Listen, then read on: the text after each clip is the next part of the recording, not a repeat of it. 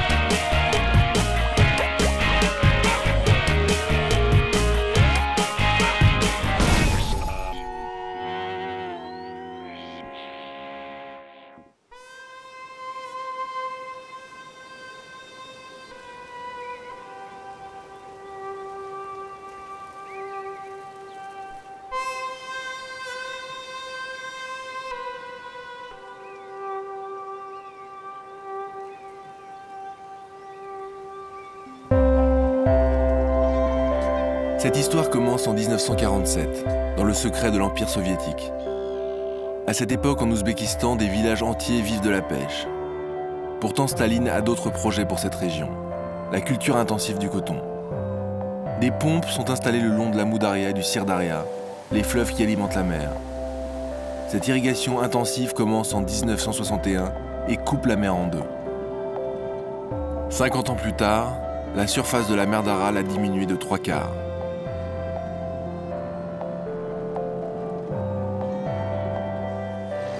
Depuis la ville de Noukous, je rejoins Moynak, l'ancien port ouzbek de l'état du Karakalpakstan. Il est un des symboles les plus frappants de ce désastre écologique. La route que j'emprunte était autrefois une digue. Elle surplombait une mer qui s'étirait à perte de vue.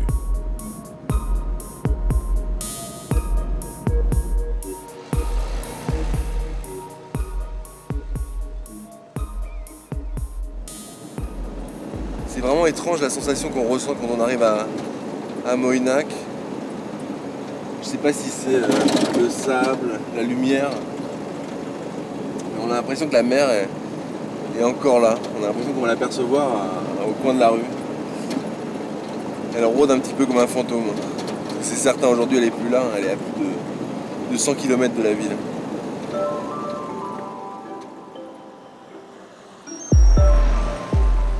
Des dizaines de milliers d'habitants qui peuplaient Moynak, moins de 4000 sont restés. Certains continuent de croire que la mer finira par revenir, d'autres n'ont nulle part où aller. Tous survivent dans cette cité qui semble désormais en marge du monde.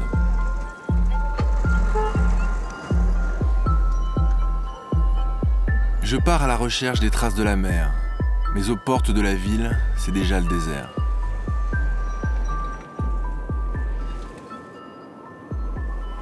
Voilà, c'est ici que la mer s'étendait toute bleue à perte de vue. C'est assez angoissant de voir que la nature, ou la végétation plutôt, a complètement repris ses droits. Ça donne un côté un petit peu irréversible à la situation.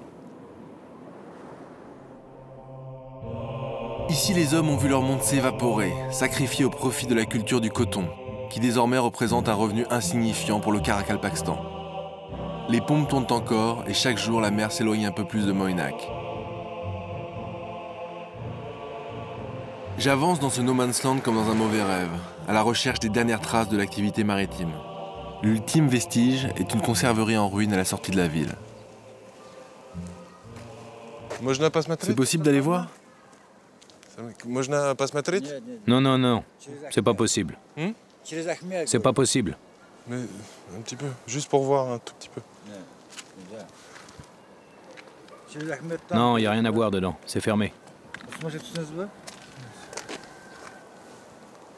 Donc ça, c'était les conserveries de poissons de Moynak.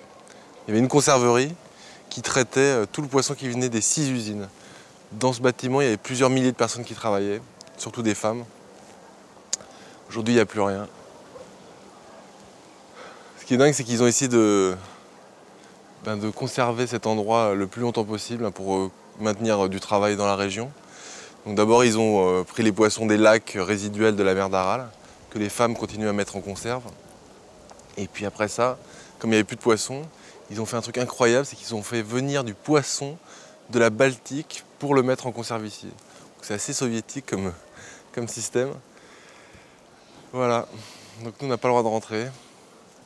Je comprends pas trop pourquoi. Il fallait demander au gouverneur, mais le gouverneur il me dira non de toute façon. Voilà, c'est niette. J'apprendrai plus tard que le gouverneur a interdit l'accès au bâtiment après avoir revendu les machines et empoché les bénéfices. La catastrophe de la mer d'Aral est souvent comparée à celle de Tchernobyl, car au-delà de l'impact économique, l'assèchement a engendré un désastre sanitaire. Le sol de la mer regorge de pesticides et d'engrais utilisés pour l'agriculture. Avec le vent qui charrie ses poussières toxiques, cancer, anémie et tuberculose ont explosé dans la région. Moi qui ai grandi en Bretagne, je ne peux m'empêcher de penser au destin de ces gamins qui n'ont jamais vu la mer. Aujourd'hui, ils jouent dans l'ancien lit d'Aral et sont devenus des enfants du désert.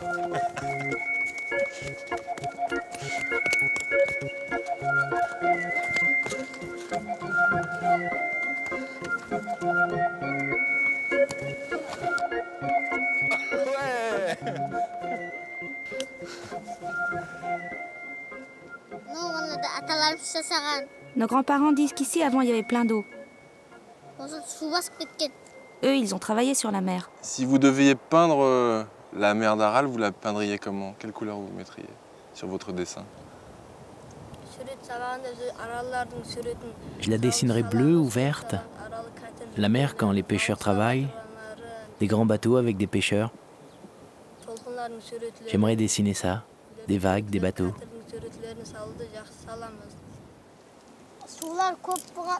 Avant, il y avait la mer partout, avec des îles. Il y avait beaucoup de poissons, des dauphins.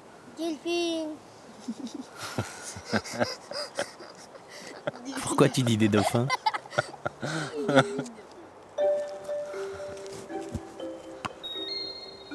Le plus grand m'emmène chez son grand-père, un ancien marin de l'ère soviétique.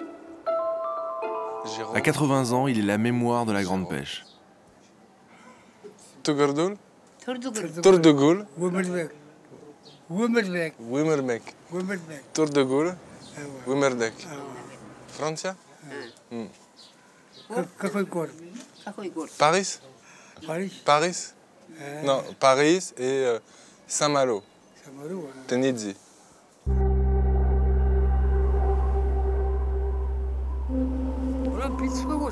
C'est sur des bateaux comme ça que je travaillais.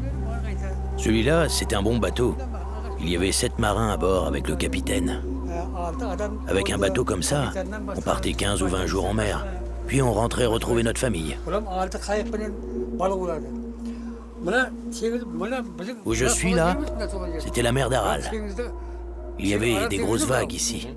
Pendant les coups de vent, quand on était à la maison, on entendait les vagues qui cognaient les bateaux. Et sur la mer d'Aral, il y avait des grosses tempêtes? Oh oui, il y avait des grosses vagues avec de la houle quand il y avait beaucoup de vent. Le bateau commençait à bouger franchement et ça balançait. À cette époque, on vivait en plein air, pas dans la poussière. C'était comme ça la mer à Aral. Maintenant, il n'y a plus d'eau. Regarde, c'est tout sec. Il n'y a que de la poussière.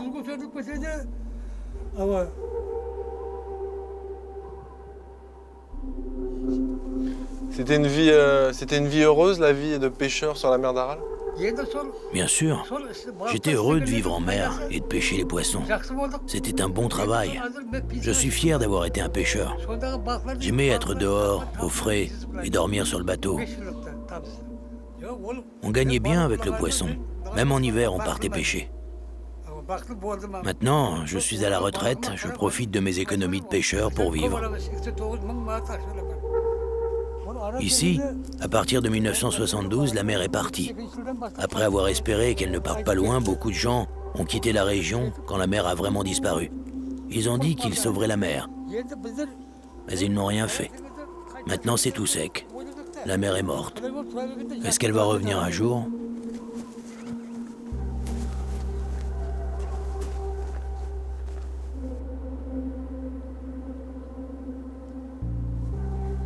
Voilà, ça c'est tout ce qui reste de la flotte ouzbek de la mer d'Aral. C'est-à-dire quelques bateaux échoués dans la steppe. Il y en avait une dizaine ici avant qui ont été découpés les unes après les autres par les habitants de Moïnak.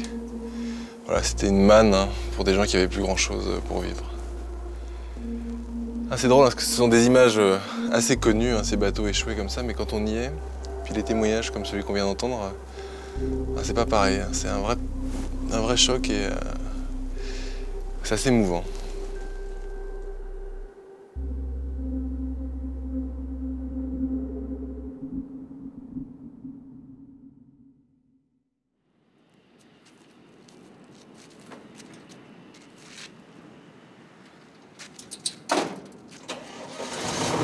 Ouais, j'ai trouvé ce vieux île soviétique pour remonter jusqu'au Kazakhstan, au nord de la mer d'Aral. Voilà, c'est un moyen de transport un peu encombrant, mais c'est la seule façon de pouvoir y arriver, parce qu'il y a beaucoup de routes hors piste, et on a quand même un gros voyage vers le nord. Voilà. Si je veux voir la mer, je dois rejoindre le Kazakhstan. Pour atteindre le poste frontière de Karakalpakia, nous entamons un détour de 1000 km. Sur cette route, la température dépasse 47 degrés et les vents soufflent à plus de 100 km/h.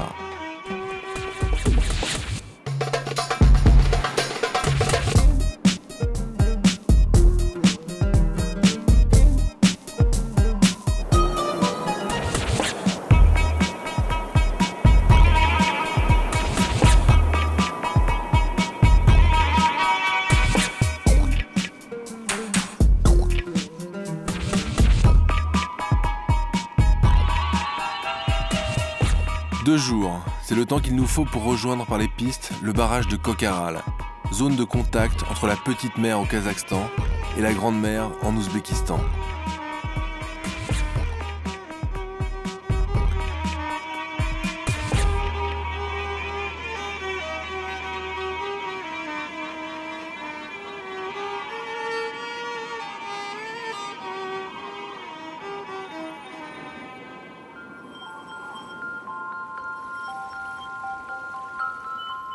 Et la mer m'apparaît, comme dans un rêve. Mais alors que j'imaginais me retrouver seul, au bout du monde, l'image totalement inattendue de ces hommes et ces femmes qui se baignent me surprend. Au Kazakhstan, la mer reprend peu à peu ses droits.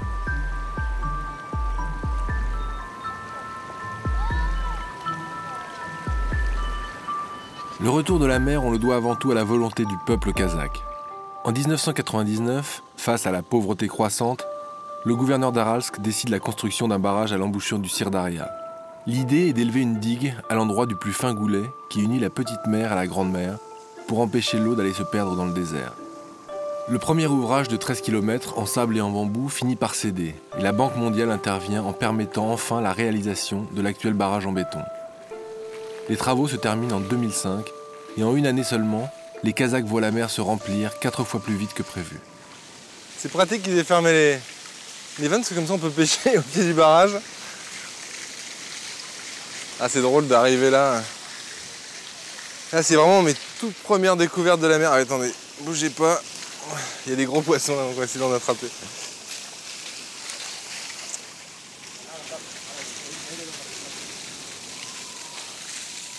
Qu'est-ce que t'as trouvé toi? Waouh! Un beurre, une cuillère. T'as trouvé ça là? Ici là? Toi, ça fait combien de temps que tu as vu la mer pour la première fois? Pour la première fois, il y a 4 ans. Et je viens ici chaque mois pour pêcher. Qu'est-ce que tu as ressenti? Je suis heureux que la mer soit revenue. Pour moi, c'est bien. Et alors, qu'est-ce que ça a changé dans ta vie de découvrir la mer d'Aral? Qu'est-ce que ça change pour toi aujourd'hui d'habiter au bord de la mer d'Aral? Je serais heureux de faire pêcheur et j'aimerais bien acheter une terre au bord de la mer. Ouais. Ok, et toi tu veux faire quoi quand tu seras plus grand? Parce que t'es déjà grand. Tu veux faire quoi comme métier? Moi, je voudrais être gouverneur. Ah, gouverneur? Je ferai tout pour sauver la mer et retrouver la mer d'Aral comme avant.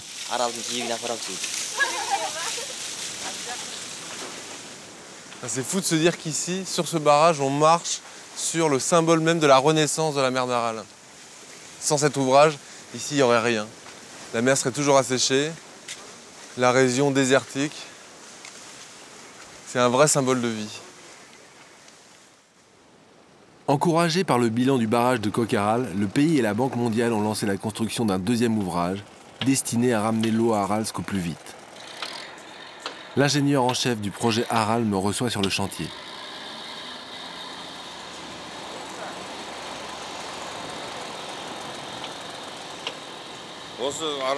La première chose à laquelle le gouvernement soviétique ait pensé au début de la disparition de la mer d'Aral, c'était de déplacer les populations parce qu'ici la région mourait. Après, ils ont pensé à détourner complètement une rivière pour amener de l'eau de la région de Karaganda. Mais avec la disparition de l'Union soviétique, on a abandonné tous ces projets et on a pensé au barrage. Alors, dans la vie d'un enfant du pays, ça doit représenter énormément de choses d'avoir participé, d'avoir modelé ce projet. Oui, moi je suis fier d'être ingénieur sur ce projet. Si on fait tout ça, c'est pour faire renaître l'activité dans la région.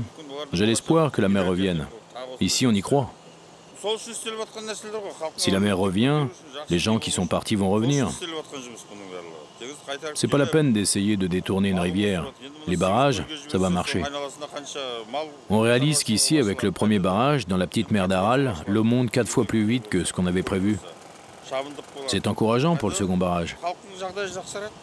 C'est possible aujourd'hui de sauver la grande mer d'Aral aussi? Oui, c'est possible. Ce sont les hommes qui l'ont fait disparaître. Ce sont les hommes qui peuvent la faire revenir. Le succès de ce projet sera total quand le port d'Aralsk sera de nouveau en eau. Le rivage qui était encore à 150 km de la mer il y a 2 ans n'est plus aujourd'hui qu'à 25 km. En 2009, on pourra de nouveau accoster au port.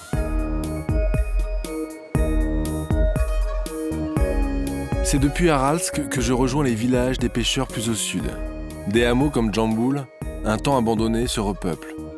Peu à peu, une économie renaît de ses cendres. C'est là que je vais partager le quotidien des pêcheurs kazakhs.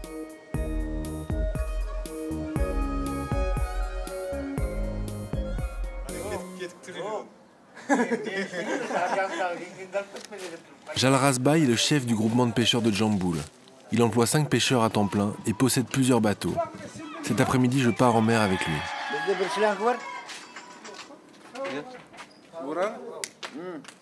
C'est incroyable ça.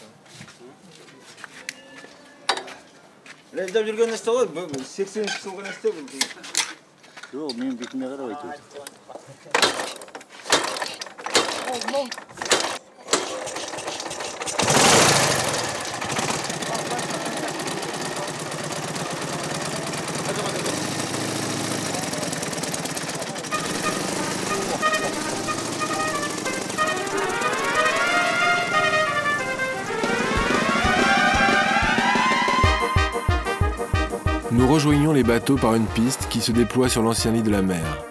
Une vingtaine de kilomètres qui, dans quelques années, seront à nouveau submergés.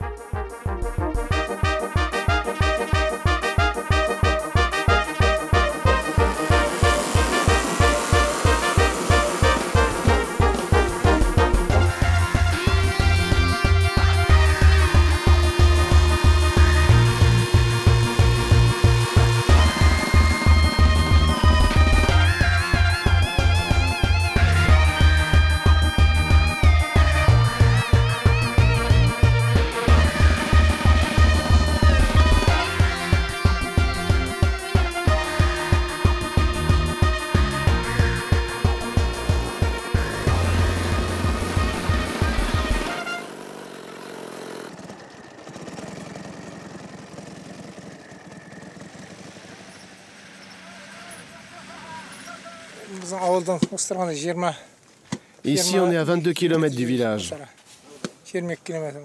On part à la pêche depuis cette plage. On va pêcher là-bas à 1 heure de bateau. Ici, il y a trop de vases. Tous les pêcheurs ont rendez-vous ici. Ok, bon. À nous la mer d'Aral.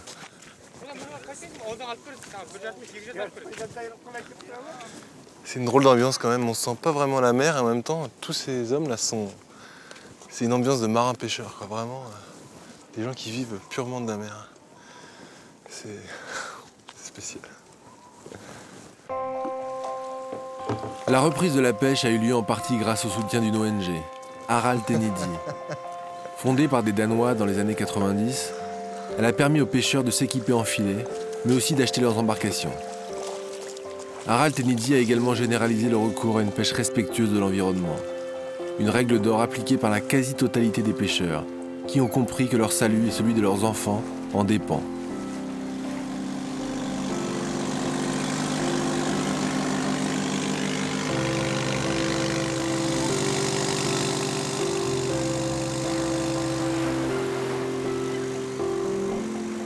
Ici, on est vraiment sur la mer d'Aral. Pour la première fois, je la touche, je la vis, je suis en mer avec des pêcheurs et ça, c'est incroyable.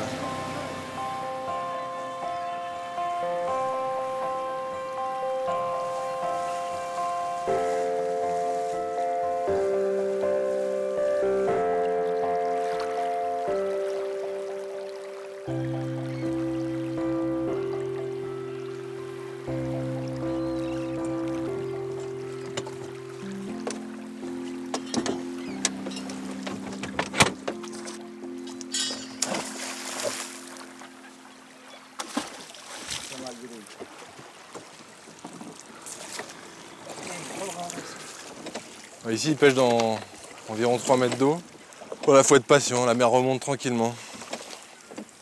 Non, ils avaient il y a longtemps introduit en 71 une espèce de poisson, des carlets, hein, des poissons de mer, mais de mer vraiment salée, pas saumâtre comme ici. Et l'espèce a pullulé, ils ont pêché ça pendant très longtemps. Ça leur a permis de vivre. Et attention, nage pas. Il y a Jérôme qui va partir avec le filet. Et voilà, et donc aujourd'hui, ces poissons sont en train de disparaître parce que la mer se remplit d'eau beaucoup plus douce avec les fleuves qui reviennent, le Sir Daria notamment. Et donc ils reprennent la pêche vraiment du poisson d'eau douce qui sont les brochets, les carpes, les brèmes.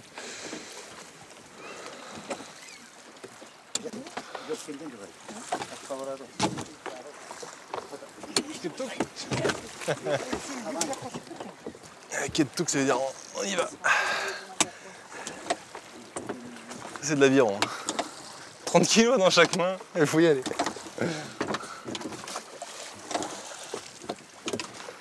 Caracho? Un peu par là. Chut, ok.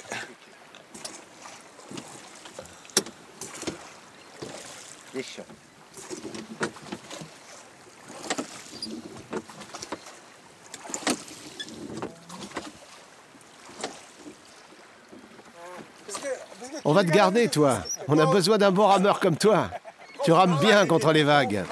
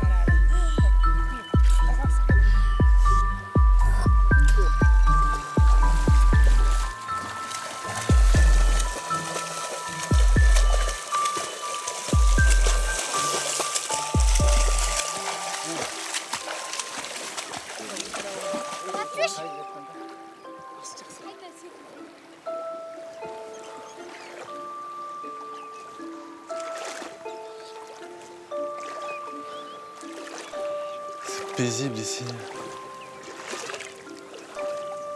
Je sais pas si on est sur une île ou sur la rive d'en face. C'est bon, en tout cas il y a des roselières, c'est du sable en dessous là, c'est très agréable. On va dormir ici ce soir.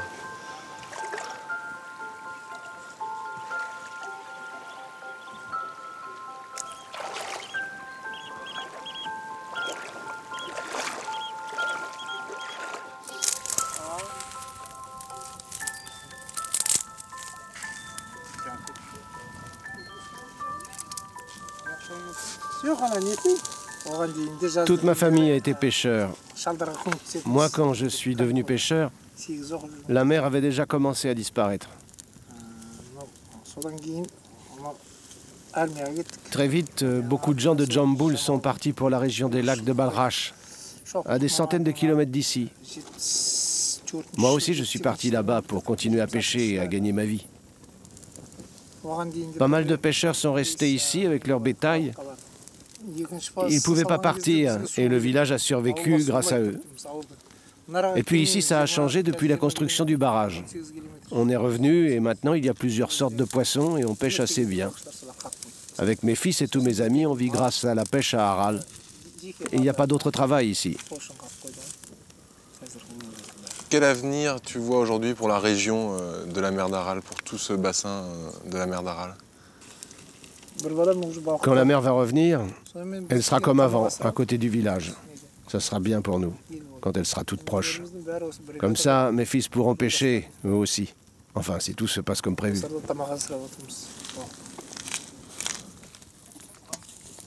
Quand tu étais enfant, la mer d'Aral était déjà là ou elle était loin d'ici? Quand j'étais petit, je n'ai pas vu la mer. C'est seulement quand on a commencé à la faire revenir que j'ai pu enfin la voir, à 15 ans. Et dès que j'ai pu, j'ai commencé à pêcher avec mon père.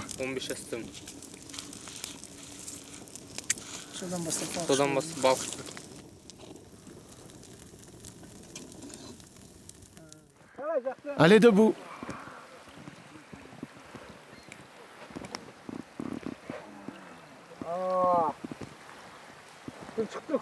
Debout, on devrait déjà être sur l'eau. T'as pas bien dormi? Tu t'es fait piquer? Mets ça pour te protéger. On va se mouiller. C'est un ancien vêtement de l'armée. Il vient de Vojdrovjdenje. T'inquiète pas, ça n'a jamais servi. Et carrément, c'est... Les cirés, là, c'est... Ces anciennes combinaisons antibactériologiques et chimiques de l'armée soviétique. C'est très chic comme tenue.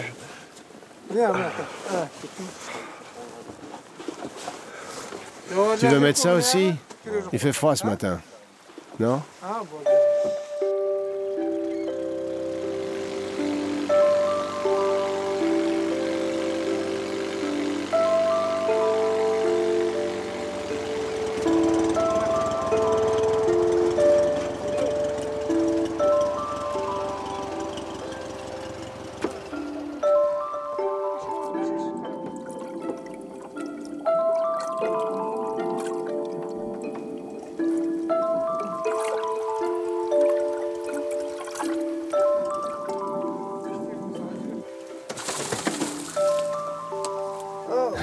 T'as vu?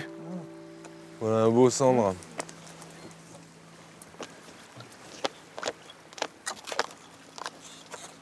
Qu'est-ce que ça c'est? Soudak? Soudak. Ça coûte cher, ça. C'est le poisson en or. C'est 250 tenge par kilo. Et ça? Ça, c'est une carpe, 15 ou 20 tenge. Ah ouais, d'accord. C'est mieux d'en pêcher un beau comme ça que plusieurs petits. Et ça, c'est vraiment ce qui rapporte le plus d'argent. Ah, c'est de l'argent, ça, oui.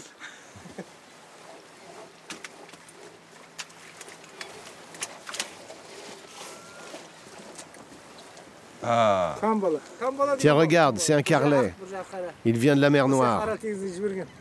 On le pêche surtout quand il fait froid, en hiver ou en automne. Il vit là où c'est le plus profond.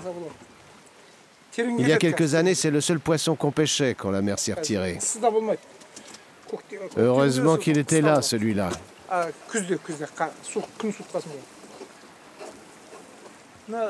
Il faut que tu imagines qu'ici, en hiver, tout est couvert de glace. Pour pêcher, on fait des trous dans la glace pour poser les filets. Parfois, c'est très épais. Oui, jusqu'à 80 cm. Du coup, pour se déplacer sur la glace, on prend des chameaux ou des motos.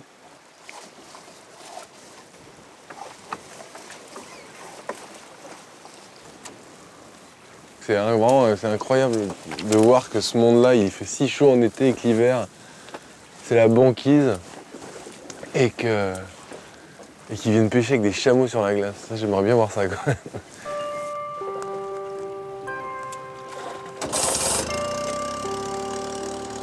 Une fois les filets relevés, nous faisons route vers la terre avant que la chaleur ne vienne attaquer la cargaison de poissons.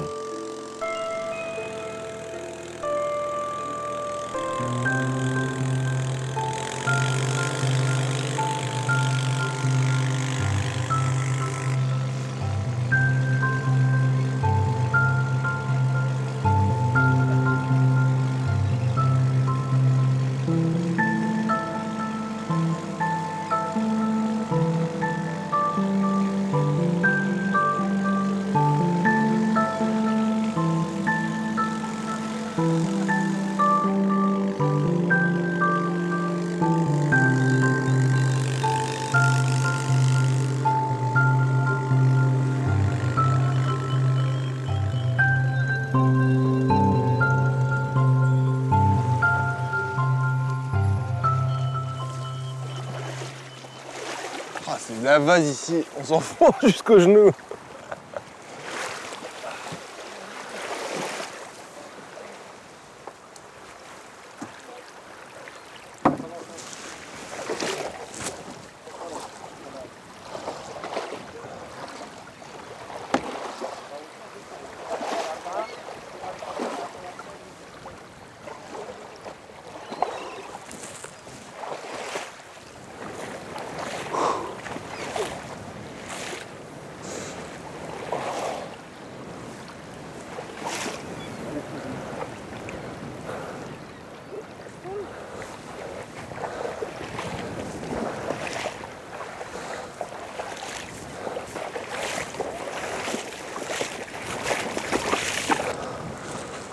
À peine débarqué, le poisson est pesé et emporté vers Aralsk par le collecteur pour y être préparé. Ça fait combien toute la pêche en argent aujourd'hui? Aujourd'hui, on a gagné en tout 8200 tenge. Ça fait pour les deux bateaux à peu près 1500 tenge par personne. Si on pêche tous les jours comme ça, c'est un bon salaire. Pour nous, au Kazakhstan, c'est beaucoup d'argent. Parfois, on ne sort pas, mais on fait en moyenne 30 000 tenge par semaine quand le vent nous laisse sortir. Donc aujourd'hui, c'était une bonne journée alors? C'était moyen ce matin, même avec ton aide. C'était pas extraordinaire, mais ça va.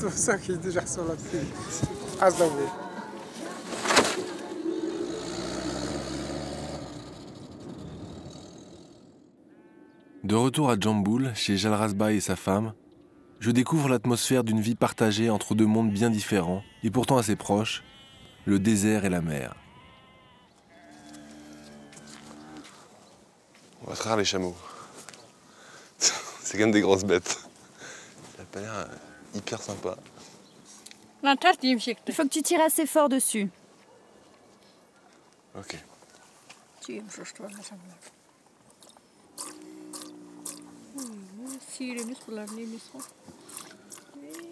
Oh.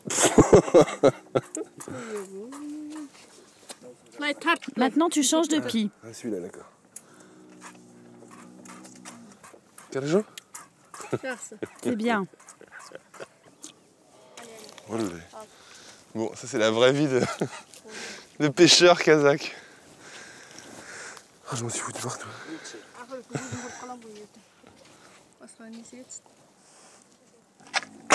Oh.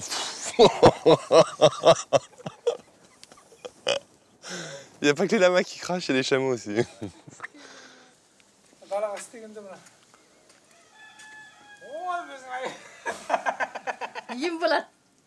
Allez, bois. C'est encore chaud.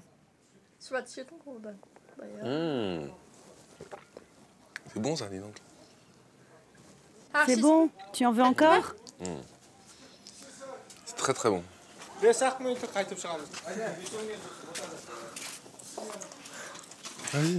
Vas-y. Allez.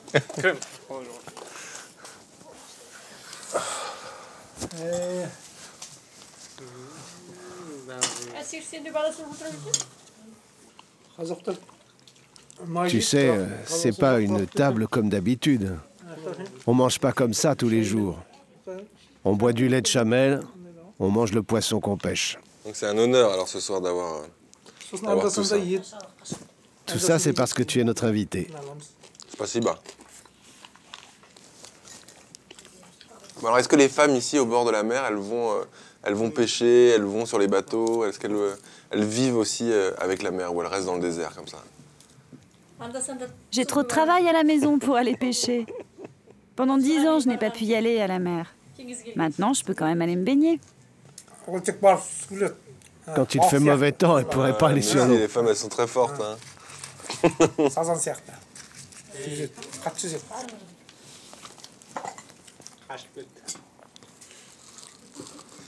Maintenant que la mer est revenue, tu peux revenir comme ça tous les soirs à la maison. C'est agréable d'avoir cette vie-là?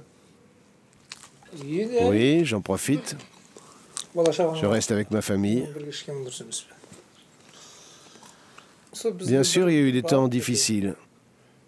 Tu sais, ici, on a souffert des erreurs des soviétiques. C'était terrible quand ils ont vidé la mer. C'était une erreur. Et c'était aller contre les traditions. Mais on s'est accroché, on a continué de pêcher, et c'est parce qu'on est vite revenu au village que maintenant on peut profiter du retour de la mer. Mais tout n'est pas réglé. En tout cas, on a compris une chose, c'est qu'ici on a besoin de la mer et qu'on a intérêt à y faire attention.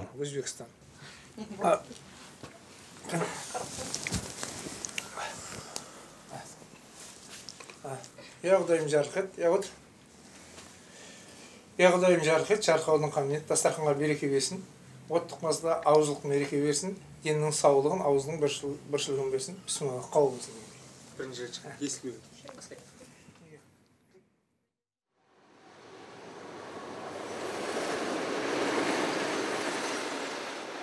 Après avoir quitté Jalrazbaï et sa famille, je rejoins Aralsk.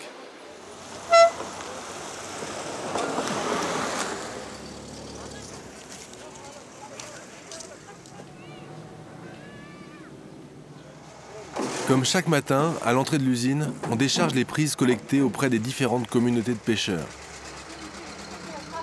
Le sandre est le seul poisson d'Aral à détenir une valeur commerciale. Destiné à l'export, il a permis de créer ces usines de congélation dont profitent les autres espèces consommées par les locaux.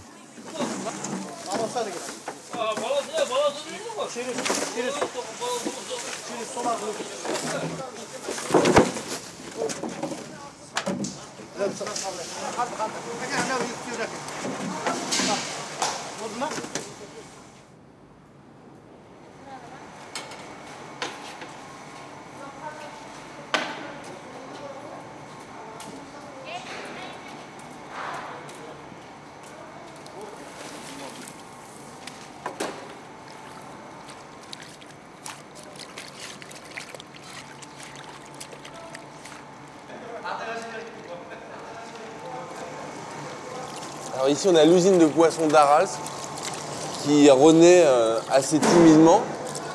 C'est vrai parce qu'il n'y a pas beaucoup de monde qui travaille, mais il y a du poisson, il y a du travail et c'est surtout les prémices d'une reprise d'activité importante.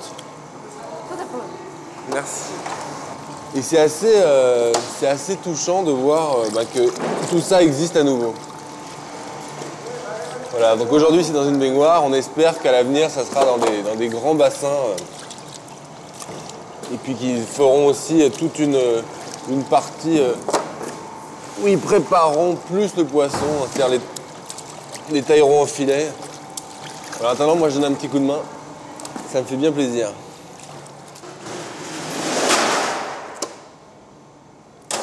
Elle est ouverte quand cette usine? Depuis quand l'activité de traitement du poisson comme ça a repris à Aralsk?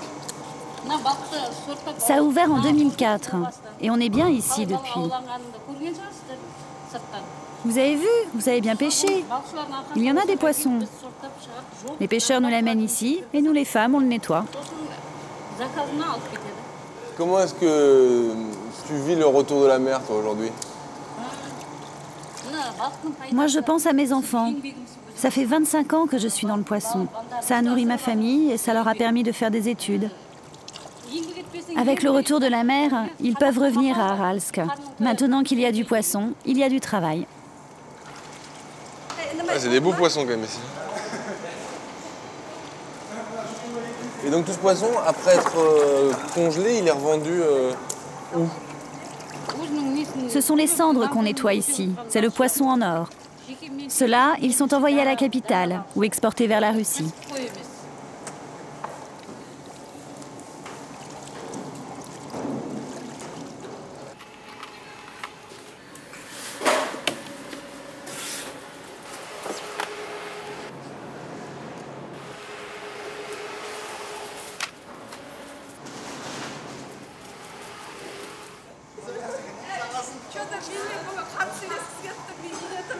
Seules les prises de choix sont congelées pour l'export. Le reste, brochet, poisson-chat, carlet, part directement pour la consommation locale.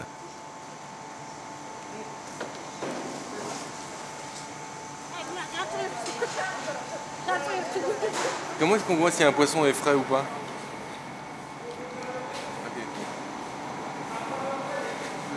C'est bien. Il est frais.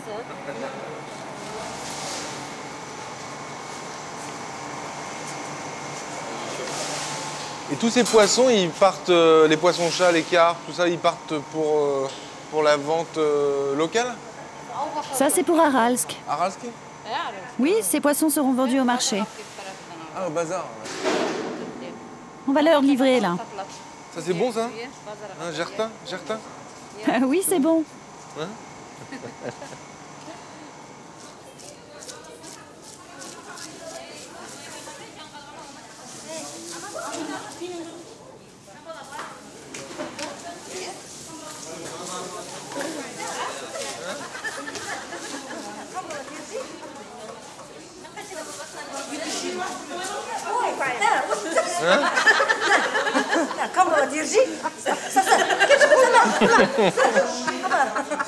Your name is? Je m'appelle Pietka. Ouais, en russe, en anglais, c'est pareil.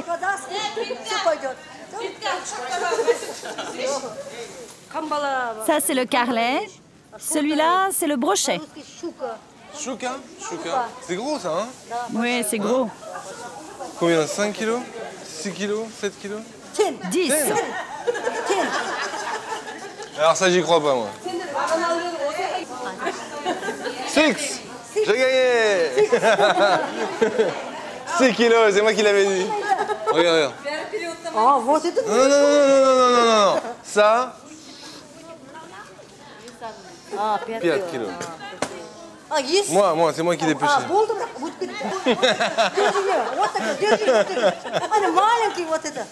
Non.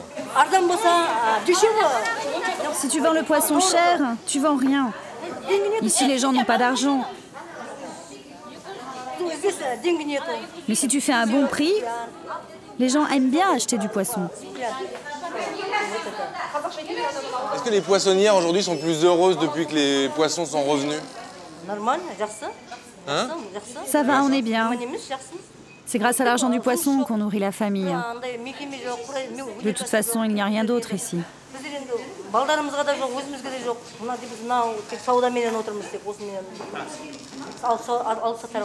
L'hiver, c'est bien, le poisson est plus frais. On vend beaucoup. Jusqu'à 100 kilos par jour. Mais l'été, on vend pas beaucoup de poissons.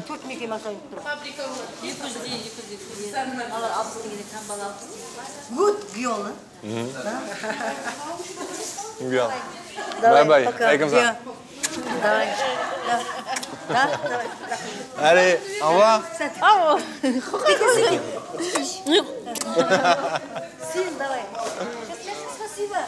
Спасибо.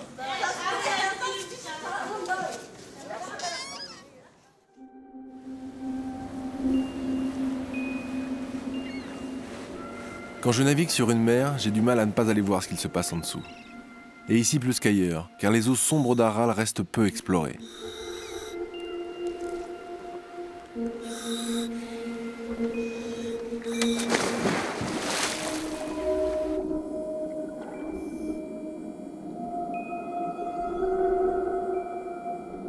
L'environnement rappelle celui d'un lac.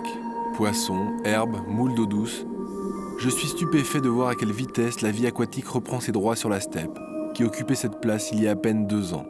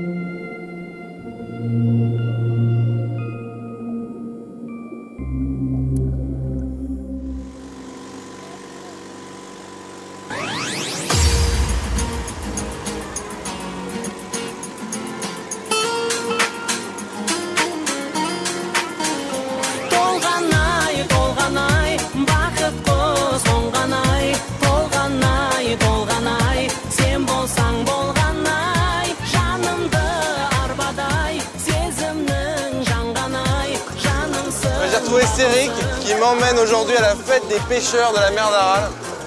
Donc c'est une ancienne tradition qui est renouvelée avec le retour de la mer. Donc c'est assez l'endroit où il faut être aujourd'hui. J'annonce beaucoup de bruit et une grosse fête.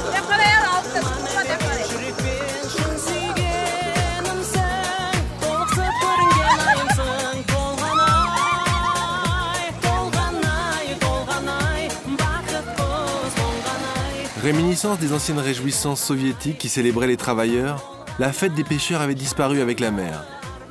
C'est la première fois depuis 20 ans que les pêcheurs se retrouvent à nouveau sur les rives d'Aral. Au programme, danse, concours de force, mouton bouilli et vodka. C'est quoi là alors? Il y a quoi là? Oh là là là là. Du mouton.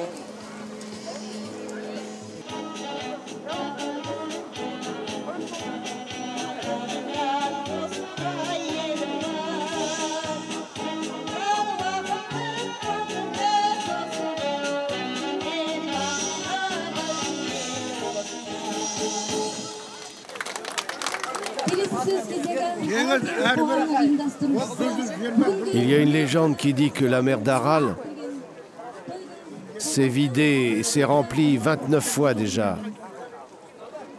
On dit que ça arrive tous les 130 ans. Cette fois, elle a déjà disparu depuis 40 ans. Il paraît qu'elle revient vraiment grâce au barrage. Mais je demande à voir. Si on avait agi depuis le début, on l'aurait sauvé la mer. Tous ceux qui disaient qu'ils voulaient sauver la mer n'ont rien fait. Et les rivières autour d'Aral continuaient à se vider ailleurs que dans Aral. Avant, nous les vieux, on avait amené des pierres pour faire un barrage. À l'époque, on faisait ça avec nos chameaux. Et on en a construit un autre barrage. Même avec le nouveau barrage, la mer n'est pas encore revenue comme avant. Il faut encore qu'elle monte de 9 mètres pour que la mer arrive à Aralsk. Il faudrait construire un barrage plus haut.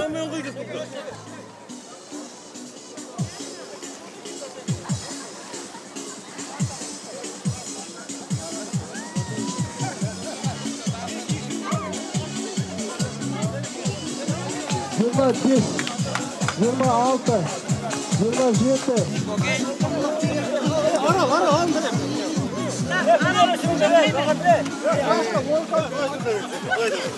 suis dans l'équipe du troisième âge et dans ça me faisait plaisir. C'est une grosse défaite qui se passe. C'est une bande de marmots.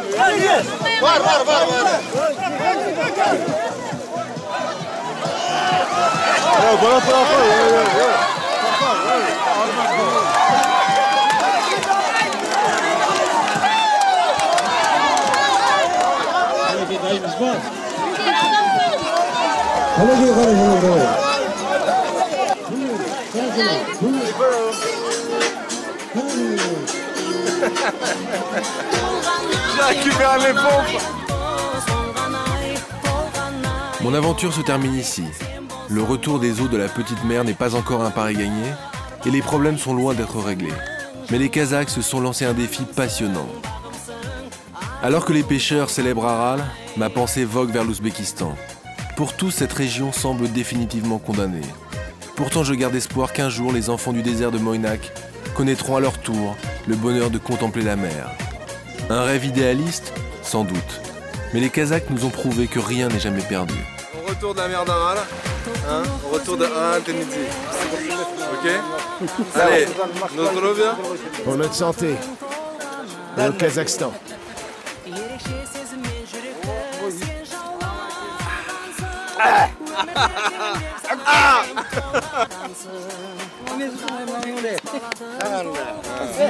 Viva Kazakhstan. Dolğanay, dolğanay, sen bolsang bolğanay, janımdı arbaday, sezimning janganay, janımsın, bağımsın, arum dolğanay, dolğanay, dolğanay, baxıt toz dolğanay, dolğanay, dolğanay, sen bolsang bolğanay, janımdı arbaday, sezimning janganay, janımsın, bağımsın, arum dolğanay.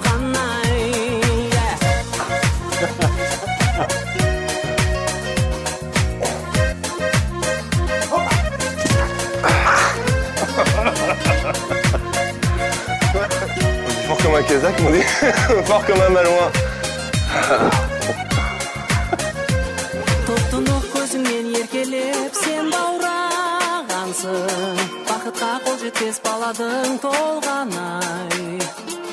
Ерекше сезіммен жүректі сен